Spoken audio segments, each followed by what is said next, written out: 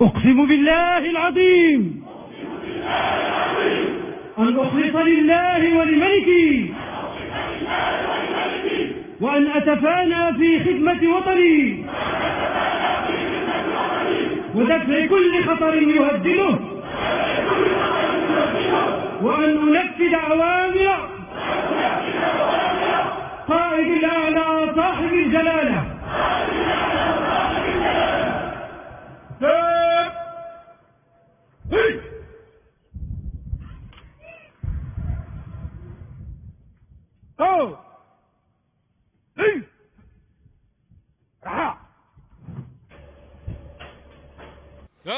عد متخرجون القسم. أقسم بالله العلي العظيم أن أكون الخادم الوفي لبلدي أن أخلد تقاليد شهدائنا الأمجاد أن أحترم القوانين والنظم